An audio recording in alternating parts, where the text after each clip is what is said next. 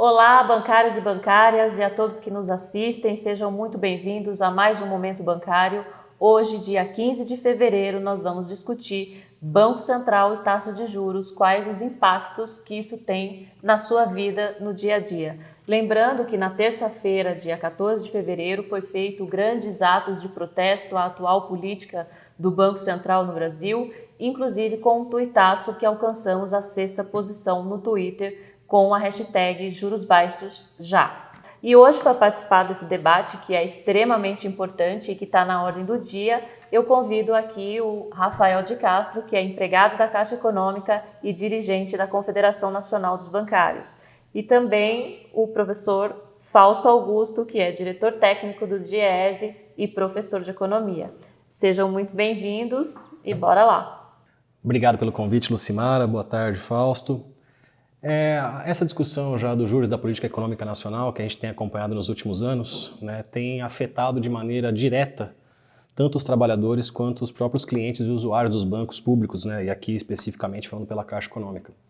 E a gente nota que há uma escassez de crédito no mercado, por exemplo, quando você percebe que o crédito direcionado tanto para as pessoas jurídicas quanto para as pessoas físicas, ele segue num rumo que não atende ao que tem de demanda na população. As pessoas procuram pela Caixa Econômica com a ideia de acesso a um crédito mais barato, na tentativa da realização do sonho da aquisição da casa própria. As empresas procuram a Caixa, esperando expandir negócios, trazer mais negócio para dentro da sua empresa. E o que se percebe ao longo desses últimos anos? A Caixa ficou muito restrita à contratação de créditos consignados, que na prática, você pegando isso, Lucimar e Fausto, e colegas, há uns 5, 6 anos as pessoas raramente a gente tem concedido crédito para pessoas que não tenham pego empréstimo anteriormente. O que isso quer dizer? São os mesmos CPFs ali, há alguns anos já, contratando e refinanciando e ressecuritizando seus contratos, praticamente ficando dependente do banco, rolando dívida, cada vez com uma taxa de juros maior, só esperando anualmente ali que haja uma correção da massa salarial e que o seu salário ali suba 5, 6, 7%, um pouco abaixo da inflação, um pouco acima, mas tudo ali numa ansiedade total de contratar numa nova margem, ou enfim. Você não percebe o dinheiro entrando e não percebe isso indo para a economia. Então você está empurrando para frente a dívida de certa forma e está deixando isso sem... O banco ele anuncia que esse crédito está indo para a sociedade, mas na prática a pessoa consegue ficar 1 ou 2 meses sem pagar e esse dinheiro não entra em lugar nenhum. É só o banco que está cada vez mais capitalizando isso com juros, e ressecuritizando processos e contratos. Na pessoa jurídica a mesma coisa. A gente teve as operações de giro caixa, de Pronamp, e que anualmente ou são renovadas ou posterga-se a data de pagamento e que na prática o dinheiro acaba não chegando na ponta. E tudo isso por essa política nefasta, que a gente tem visto aí no cenário do sistema financeiro nacional, que não fomenta o crédito. Só coloca para rolar dívida, para rolar dívida, para rolar dívida. Quem consegue se manter com o seu salário não contrata, porque sabe que isso é entrar num círculo não virtuoso, então não entra de jeito nenhum. E quem já está não consegue sair de forma alguma, porque fica dependente daquela parcela. E assim, o governo já deixou em 30% para onerar, foi para 35%, foi para 40%. Qual que é o limite disso? Até onde vai chegar o endividamento dessas famílias? Isso sem considerar rendas como pagamento de escola, moradia, alimentação, simplesmente onerando ali 40% dos vencimentos de uma pessoa para pagamento de dívida. Então, ficamos muito preocupados aí de como é que isso vai se desenrolar no cenário futuro.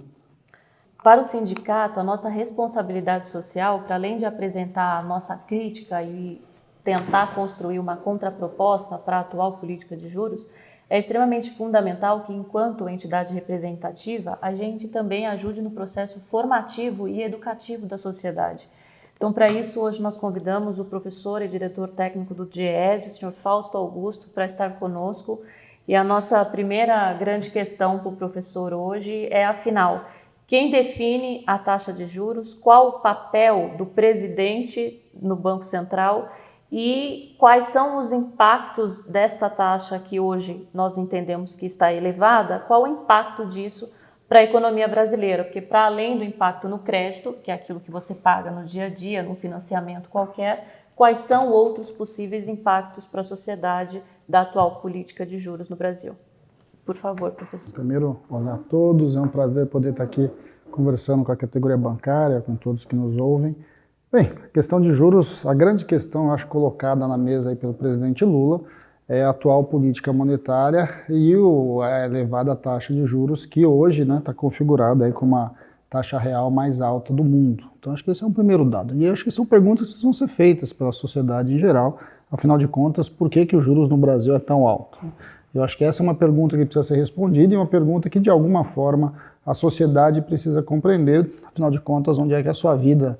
E o que isso tem a ver com a sua vida? Bem, todo mundo que tem endividamento, todo mundo que comprou um consórcio, todo mundo que comprou ali um financiamento, seja da casa própria, no caso da Caixa, seja do seu automóvel, tem dívidas no cartão de crédito, enfim, tem dívidas no cheque especial, sabe bem o que a gente está falando. Ou seja, você rapidamente contrai uma dívida, em pouco tempo essa dívida ela já está num vulto, muitas vezes, inclusive com muitas dificuldades das famílias pagarem. Não é à toa que o nível de endividamento das famílias no Brasil está bastante alto, está num nível recorde. Isso tem a ver, de certo modo, com uma política que opera a partir da concepção de que você precisa controlar a inflação pelos juros. Isso tem a ver com a história, tem a ver com a montagem ali do construção do Plano Real, em especial com o sistema de metas que foi definido ali na época do Armínio Fraga, e que ao definir a meta é definida pelo Conselho Monetário Nacional, cabe ao Banco Central correr atrás dessa meta com as ferramentas que ele tem. Qual a questão? O problema é que a gente primeiro precisa compreender o que a gente está chamando de inflação e quais as causas dessa inflação. A inflação no atual momento, em especial pós-pandemia, tem um elemento muito forte que está vinculado à questão dos preços dos produtos propriamente dito. Nós não temos uma inflação de demanda, o que a gente tem é uma inflação de produção, uma inflação determinada pelo preço dos bens, em especial alimentos e transporte, e aí transporte e combustíveis. Ou seja, o impacto efetivo da alta da taxa de juros, na prática, na inflação, ele acaba sendo bastante limitado, porque o que o juros vai fazer é, de certo modo, contrair a economia, retirar recursos que estão girando na economia e, de certo modo, tentar puxar os preços para baixo. Mas quais preços? Normalmente os preços dos serviços. Então o que você faz? Já que você não consegue efetivamente mexer nos preços de alimentos e transporte e outros produtos que estão vinculados ali à produção, que é o nosso problema hoje, você acaba tendo que jogar a economia para uma depressão, ou seja, com um crescimento muito próximo de zero, quanto não negativo, em especial no setor de serviço, para você tentar encontrar aí o centro da meta, agora colocada aí nos 3,5%. Então, quando a gente olha para esse cenário, um dos grandes problemas que a gente tem é que você, com a taxa de juros tão alta quanto ela está, você vai drenando recursos da economia e vai ali colocando a economia para girar mais devagar, o que é algo bastante complicado num país que precisa crescer, precisa distribuir renda, precisa construir bem-estar social para a sua população. Sem crescimento econômico, você, de certo modo, fica paralisado na possibilidade efetiva de melhorar a vida das pessoas. E isso impacta a vida de todo mundo. E qual a relação que a gente pode traçar entre a taxa de juros, a Selic, e a geração de empregos, por exemplo? Aí é muito fácil da gente perceber, ainda mais para o pessoal que é bancário, que entende muito bem o que está falando. Você é um investidor, seja um pequeno investidor, seja um grande investidor, você tem um recurso ali para você mobilizar, para você investir, para você montar o seu negócio, para você trocar o seu equipamento, para você abrir uma nova fábrica. Bem, você vai olhar para o mercado e vai avaliar, afinal de contas, qual vai ser a minha taxa de retorno, em quanto tempo esse retorno vai acontecer, quais os riscos que eu tenho nessa operação de investimento, e aí você olha para o mercado financeiro, coloca o seu recurso em título público e vai ter alguma coisa, hoje nós estamos com 5, 13, nós estamos falando aí mais quase 8% de juros real ao ano.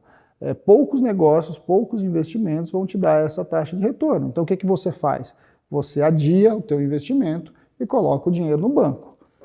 Isso, de certo modo, vai engessando a lógica de investimento, em especial o investimento privado, e você vai segurando a economia. Você, de um lado, vai tirando recursos da economia real e passando esses recursos para a economia, para o mercado financeiro. É isso que a gente está assistindo hoje. Então, na prática, e mesmo o consumidor, o consumidor vai pegar um crédito para comprar uma geladeira, para comprar um automóvel e etc. Ele olha para o dinheiro que ele tem guardado ou para o dinheiro que ele quer gastar do seu salário e vai olhando e vê quanto que ele vai gastar de juros. E ele toma a decisão de não comprar. Ao tomar a decisão de não comprar, o comércio não vende, a fábrica não fabrica, ou seja, você vai travando a economia em geral. E isso, ao travar a economia em geral, inevitavelmente você vai bater em especial nos salários das pessoas, nos salários diversos da economia, você vai restringindo, você vai diminuindo o nível de emprego, e aí, inevitavelmente, vai bater em todo mundo. E vamos olhar, né? Olhando para os bancários, menos operação, menos bancários. Então, acho que essa é uma questão para a gente entender um pouco como é que a taxa de juros ela interfere na economia como um todo, interfere na vida real das pessoas. E justamente por isso, os sindicatos bancários de São Paulo, juntamente com as centrais sindicais e em especial com a CUT, têm atuado ativamente nos debates em relação a esse tema, têm participado ativamente da construção e mobilização da sociedade em torno desse tema e, mais uma vez, daí o motivo desse momento bancário para tentar esclarecer as pessoas de qual o impacto nas suas vidas, no dia a dia, dessa política de juros altos. Agora, junto com todo esse debate de juros que vem ocorrendo na mídia, eu acho que é importante a gente entender qual o papel do atual presidente do Banco Central, que tem sido uma figura aí bastante falada na mídia nesses últimos dias, o senhor Roberto Campos Neto. Qual o papel dele, quem é ele, quem indicou, qual a função desse atual presidente para a implementação da política de juros? Então, o nosso maior problema, na verdade, tem a ver com uma mudança que acontece no governo Bolsonaro, que é a definição da autonomia do Banco Central.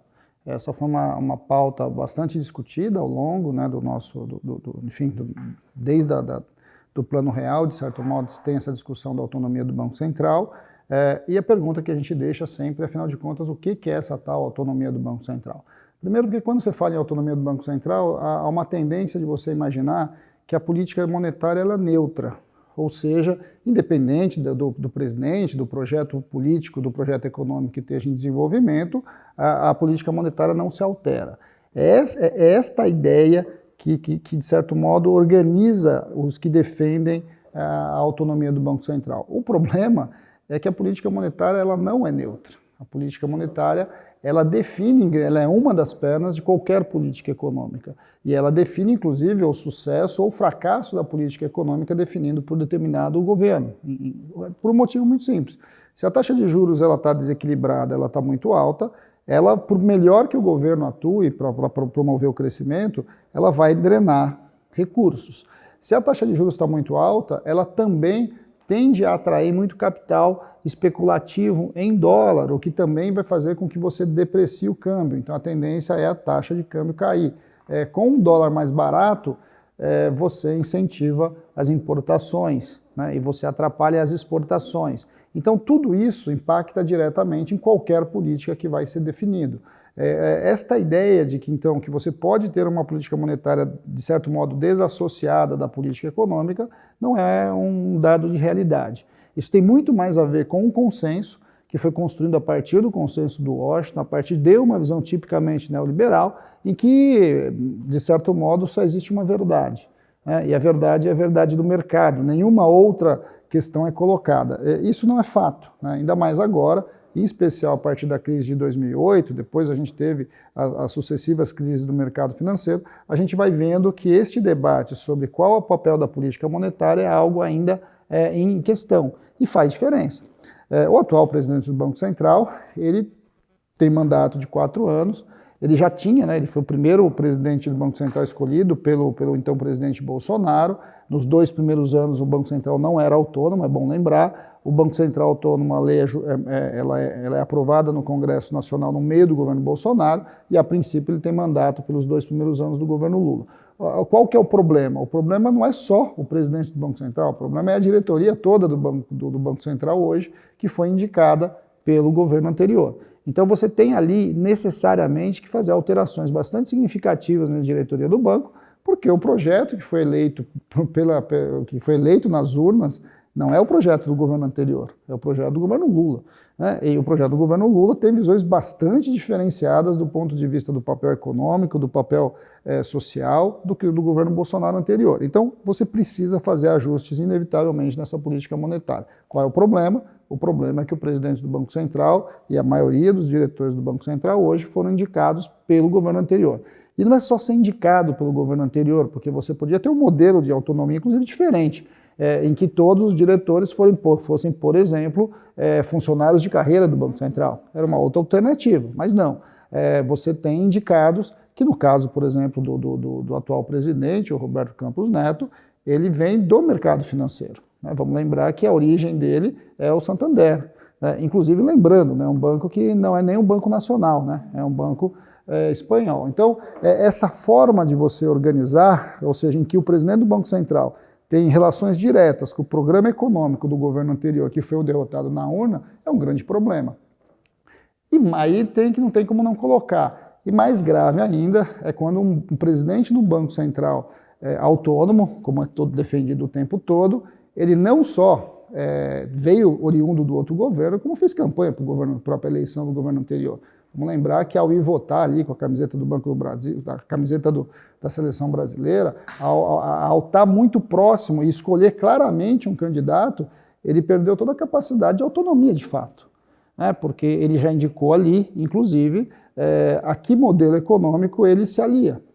E aí isso coloca, inclusive, em suspeita todas as falas do presidente e todos os documentos que saem do Banco Central, porque vamos lembrar que cada documento e cada fala do presidente do Banco Central influencia decisivamente as decisões de mercado, e isso é o que está em conflito agora colocado. Então nós temos um problema objetivo, que é a discussão da autonomia do Banco Central, e temos um problema político, que é o papel que o atual presidente do Banco Central cumpriu, inclusive com relação à política. Só para encerrar essa questão da política do presidente do Banco Central, ele mesmo se louva, por ser um interlocutor de muitos políticos, ele recebe muitos políticos, conversa com muitos políticos. Bem, alguém que é técnico, alguém que tem que cumprir teoricamente uma função técnica no Banco Central autônomo, deveria ser muito mais parcimonioso, deveria estar muito mais afastado, inclusive, dessa política, dessa dita política, o que não é verdade. Então nós temos problemas diferentes. Um problema é refazer a discussão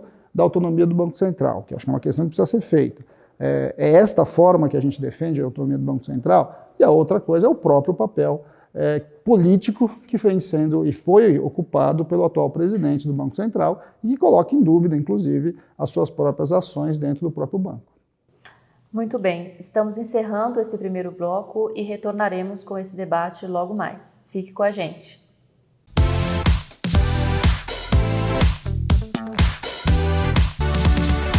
Olá, retornando para mais um Momento Bancário e hoje com o tema Banco Central e taxa de juros. Retomando o debate do primeiro bloco, quando o professor cita, afinal, da onde vem o Campos Neto, que já foi funcionário do alto escalão do Banco Santander e que hoje é o atual presidente do Banco Central. Importante destacar qual o peso de ter um executivo do Banco Central atuando hoje no órgão que tem maior impacto e responsabilidade na política econômica do país. Isso é extremamente significativo se nós colocarmos em destaque quem é o Banco Santander dentro do atual sistema financeiro no país. É o banco que terceiriza, é o banco que demite, é o banco que não negocia com o movimento sindical da forma como os demais faz, então ele implementa e depois ele notifica o movimento sindical das decisões que já foram tomadas e implementadas. É importantíssimo destacar que é o banco que nos últimos 2 anos tem terceirizado ao menos 9.000 trabalhadores e demitido tantos outros milhares. Então, sem sombra de dúvida, é um banco espanhol. Nós, brasileiros, respondemos por 30% do lucro e é um banco que demonstra aí, se não nenhuma, pouquíssima responsabilidade social e que tem um grande representante dos seus interesses atuando no Banco Central do país. E a minha pergunta agora para o Rafael de Castro é para a gente entender como que o sindicato, como que o movimento social pode participar dessa discussão da taxa de juros, como que a gente pode mobilizar e colocar quais são os nossos interesses, quais são as nossas pautas dentro desse tema. Eu acho que assim, Lucimara, o que a gente já tem feito e a gente tem visto essa semana nos atos que a gente teve aí pelo Banco Central e em diversas praças em todo o país, já é um bom começo, que é a gente sinalizar que tem um assunto para ser debatido com a sociedade e levar isso para lá. mas também, especialmente quando você fala do movimento sindical bancário, eu acho que tem uma responsabilidade enorme, que é traduzir um pouco dessa linguagem do mercado para a população em geral. Porque assim, a cantilena do mercado é muito bonita. Quem que não gosta de ouvir a autonomia do Banco Central, meritocracia? São temas, né, que é difícil você desfazer numa palavra só, como eles conseguem colocar isso na gente. E aí eu vou pegar um gancho do que o Fausto estava apresentando no primeiro bloco. Ele mencionou, por exemplo, as taxas de retorno que as empresas estão medindo, não estão conseguindo ter devolutiva. Quando a gente fala, por exemplo, das contratações de crédito que foram passadas, muitas empresas, grandes e pequenas, tá, de 50 funcionários a 1.000 empregados, dos mais diversos faturamentos, elas contrataram na primeira leva de empréstimos que o governo anterior liberou lá durante a pandemia, com taxas de Selic mais 3%, Selic mais 3,5%. Quando a taxa estava em 6, 5,5, 5, 7, a cabeça do empresário era assim, pomba, eu vou pagar uma coisa de 10% ao ano. Se eu estou aqui prevendo uma taxa de retorno de 14%, obviamente que eu consigo equilibrar aqui as minhas finanças, aplicar esse dinheiro aqui, manter a minha folha de pagamento, produzir, incrementar, diversas maneiras. Quando essa taxa vai para 13,75%, e alguns contratos aí, se você calcular isso na taxa, vai dar perto de 18%. Acabou inviabilizando o negócio daquela pessoa. E aí, muitos empresários já ficam sem alternativa de como lidar com isso e quem é que paga na ponta disso tudo. É óbvio que a gente sente muito pelo empresário ali que tá num momento muito difícil, que não sabe, não tem para onde correr, porque os bancos também nessa hora não apontam novos produtos para poder satisfazer essa demanda, mas é sempre o primeiro que vai sofrer são os empregados na linha de frente. São os trabalhadores e trabalhadoras do país que são sempre os primeiros prejudicados quando qualquer crise se abate sobre o sistema financeiro. Então precisa ser repensado. Essa redução da taxa ela é primordial para diversos segmentos, mas um desses exemplos que eu acho que dá para dialogar com a sociedade e levar esse debate para dentro, tirar esse, não sei se é ranço a palavra, né? Mas assim, tirar um pouquinho dessa negativa que se tem quando vamos baixar a taxa do Banco Central, não, estamos comprando uma briga com o mercado, por que vocês estão brigando com o mercado? A gente não está brigando com o mercado, seria bom para todo mundo. Uma taxa menor, com mais produção, com mais emprego, todo mundo ganha nessa roda. Inclusive o mercado. Inclusive o mercado. Então seria bom para todos nós. Entendi, muito bem. E retomando com o professor, você citou bastante a questão da atual autonomia do Banco Central. Eu queria que você resgatasse aquele debate que pegou bastante em meados de 2018, 2019, que era autonomia ou independência, qual a posição do movimento social, do DIEESE nesse debate, e que você também trouxesse um pouco da questão fiscal, como que fica diante desse cenário. Então, eu acho que primeiro a gente olhar um pouquinho como é que são esses mecanismos e os próprios discursos que vão aparecendo, né? O principal discurso, eu acho que inclusive este foi um dos argumentos, um dos motivos que levou ao questionamento tanto do presidente Lula quanto do ministro Haddad, as atas do Banco Central, do Copom, que colocaram em questão a estabilidade fiscal do país. Em vários momentos, essa fala foi colocada nas atas como se o Brasil tivesse à beira de uma bancarrota ou se o atual governo não tivesse compromisso com a estabilidade fiscal, o que não é verdade, né? Agora, é óbvio que o atual governo ele foi eleito com uma pauta, inclusive, questionando o teto de gastos. Uma vez até porque o teto de gastos, por exemplo, foi totalmente desrespeitado ao longo do governo Bolsonaro. Pensar num novo arcabouço fiscal é papel do atual ministro da Fazenda, e não cabe ao Banco Central fazer esse tipo de questionamento. Um Banco Central autônomo, enfim, ele não tem essa tarefa. Não é papel dele fazer um questionamento sobre a questão fiscal, que é a prerrogativa do ministro da Fazenda. Então, acho que essa é uma questão. Agora, é óbvio que o debate fiscal ele tem seus impactos, ele tem relevância. Nós estamos falando de dívida pública, nós estamos falando que o sujeito que tá ali comprando um título público, seja o sujeito, seja uma empresa, ele está olhando para a capacidade de pagamento do Estado. Agora, essa é uma questão importante quando a gente discute taxa de juros. Quando você compra um título público, vinculado à Selic, por exemplo, você está emprestando dinheiro para o Estado. É isso. Em última medida, você empresta dinheiro para o Estado, porque num caso do Brasil, né, em que tem a política monetária independente, o Brasil, no limite, ele roda moeda, né, ele cria título, ele roda dívida.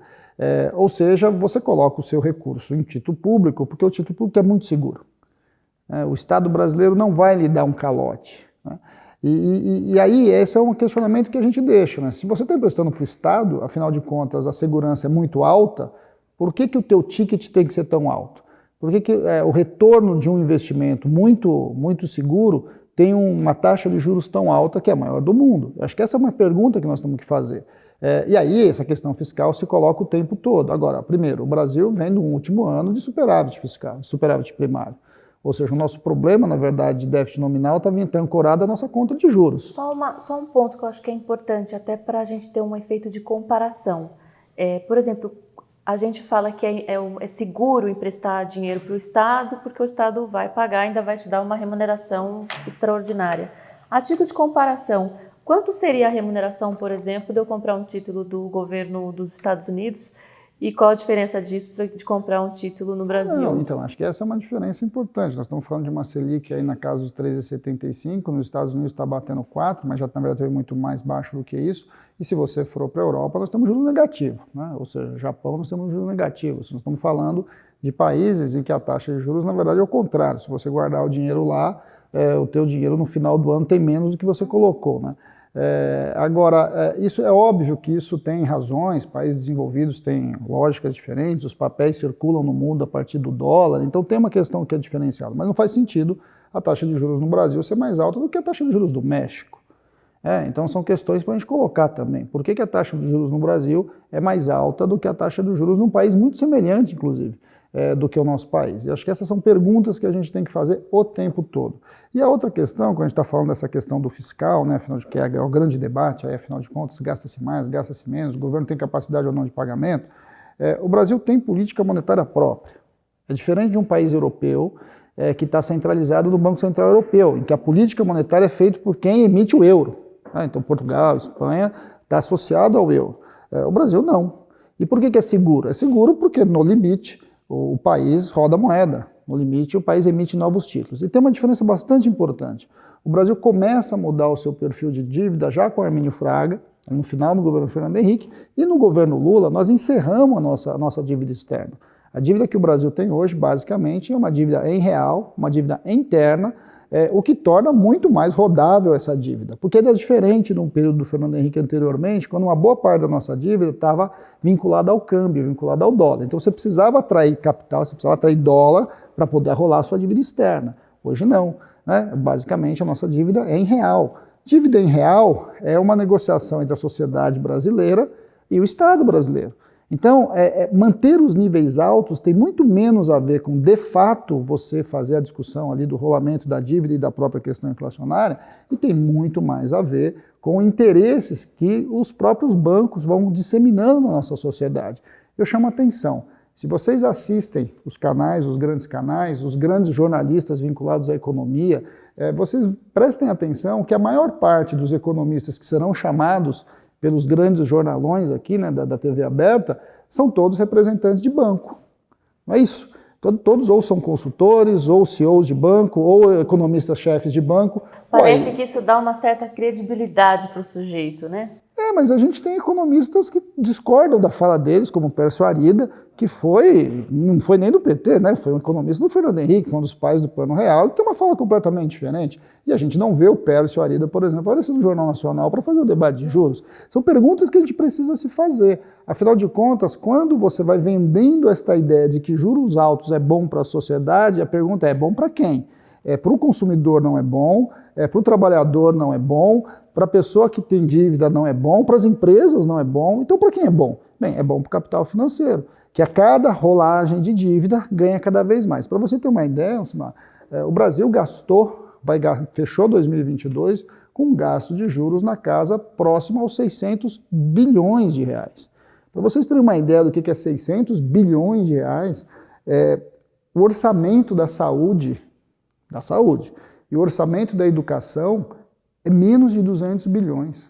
Ou seja, você gastou alguma coisa perto de 1/3 a mais em juros do que o orçamento da saúde e da educação juntos. Acho que aqui, Fausto, é importante a gente dar nome para as coisas para ficar bastante escancarado. Esse 600 bi foi para a mão dos grandes capitalistas. Então, ele deixa de ser orçamento da saúde, ele deixa de ser orçamento da previdência, ele deixa de ser orçamento da educação, ele deixa de ir para a sociedade, né, de um modo geral, para ficar concentrado na mão de alguns poucos capitalistas que já são milionários, bilionários, trilionários. e por aí vai. Então, deste modo, acho que aqui tem talvez uma das principais conclusões dessa nossa conversa. Atende a quem a atual política monetária? Ela atende a um grupo pequeno de milionários, de investidores do capital financeiro. Ele fortalece e pavimenta todos os dias essa desigualdade social, ele retroalimenta esse sistema em detrimento da maior parte da sociedade. E aí, Lucimara, tem um dado que acho que é importante. A gente trabalha sempre, inclusive, o risco fiscal, chamado risco fiscal, em uma conta de dividir, né, para as pessoas entenderem bem, ou seja, qual é a nossa dívida sobre qual é o nosso PIB. Está em torno de um pouco acima de 70%, a nossa relação chamada dívida-PIB. Bem, você tem dois jeitos de resolver uma divisão, né? Você pode mexer no nominador ou você pode mexer no denominador. A tese é, se eu mexer no nominador, eu preciso reduzir a minha dívida. Né? Só que, na verdade, com juros altos, a minha dívida cresce. A melhor forma de você resolver a relação dívida-PIB é aumentando o PIB. Qualquer um que mexe com matemática, né? Qualquer um que mexe ali com contabilidade financeira sabe disso. Quando você aumenta o denominador, rapidamente a relação abaixa. Né? Então, quando você mantém taxas de juros muito altas, você também mantém uma relação dívida-PIB alta. Então, porque o teu PIB não cresce. E aí você não sai. Você não consegue sair. E ao mesmo tempo, quando o país cresce, você também arrecada mais. Então o Estado arrecada mais. Se o Estado arrecada mais, o problema fiscal também é menor. Então, a grande questão colocada, e eu acho que esse é o grande debate que o presidente Lula propõe, é que, afinal de contas, nós temos um governo que se propôs a aumentar o crescimento econômico no país. O crescimento econômico é a distribuição de renda e a melhoria social, ou seja, a ideia do desenvolvimento social e o crescimento econômico. É isso que está na pauta do programa de governo que foi eleito. Em tese, esta é uma aposta que ganha as eleições na ideia de que a maior parte dos nossos problemas sociais e econômicos se resolve com o crescimento econômico. E para você crescer, você precisa investir. Investimento do Estado e investimento privado. Tanto para investimento do Estado quanto para investimento privado, você precisa reduzir a taxa de juros. Bom, esse é um tema bastante complexo e para saber mais sobre este tema e outras coisas que relacionam com a vida do trabalhador, acompanhe o site e as redes sociais do sindicato. Para concluir esse momento bancário, eu peço para o Rafael fazer as suas considerações finais sobre esse tema. Primeiro, antes de mais nada, agradecer a todos aqui que estão assistindo, agradecer ao Fausto pela brilhante conversa aqui, a Lucimara, muito boa na condução. E de tudo, Fausto, essa última coisa que você estava falando, que a gente fala de 600 bilhões, assim, isso é muito zero, para quem não está acostumado, Eu queria só trazer uma realidade, por exemplo, que foi essa modalidade de saque aniversário e dentro dela a perversidade que foi a criação da antecipação do saque aniversário, onde alguns bancos antecipam até 7, 10 anos, Será que os bancos, pode ser a Caixa, o BB, o Santander, os bancos em geral, não tem nenhuma linha de crédito para as pessoas mais necessitadas que pode ser na casa de 1,20%, 1,10%, 1,30%, que é o que se opera na antecipação? Eu preciso ir lá e atingir o fundo de garantia, que é aquele último recurso do cidadão? Será que não poderia ter uma linha para isso? Para que essa perversidade de eu, inclusive, tirar dinheiro do bolso do trabalhador, dinheiro dele, trabalhado, depositado, para vir diretamente para os bancos em forma de juro antecipado, que ele já cobra já na saída, Então é isso que a gente precisa debater e levar para a sociedade essa conversa, porque juro baixo é economia andando, é dinheiro no bolso e é emprego para todo mundo. Acho que é isso. Muito obrigada, Rafael, por me acompanhar aqui na condução desse momento bancário. E agora eu já agradeço muitíssimo a presença do professor Fausto, que nos trouxe luz a um tema tão complexo de compreender. E agora eu já te passo a palavra para as suas conclusões finais. Primeiro, Lucimara, eu agradeço bastante a você estar conversando aqui com os bancários, com a categoria e com os demais que nos assistem, numa discussão tão importante, porque a questão dos juros não é uma questão que está lá no Banco Central, que está ali na questão dos próprios bancos e etc. A questão dos juros é uma coisa que interfere na sua vida cotidiana. Cotidianamente você, de alguma forma, pode até não saber, mas a decisão do Copom, a decisão do Banco Central interfere na sua vida. Cada trabalhador que está desempregado pode ter certeza que tem alguma coisa a ver com a taxa de juros altas. Cada endividamento da sua família tem a ver com a taxa de juros altas, ou seja, está ligado à nossa vida. Fazer o debate dos juros é importante para que a gente vá conscientizando a sociedade que esta é uma luta dela. Nós estamos, de fato, fazendo um debate sobre, afinal de contas, quem fica com a maior parte da produção da riqueza do nosso país. Então, de alguma forma, Eu acho que esse é um espaço importante e agradeço de novo a possibilidade aqui de conversar um pouquinho com vocês. Muito obrigada a todos que nos acompanharam até aqui. Para mais informações, novamente acompanhe o site e as redes sociais do sindicato. Um abraço e até breve.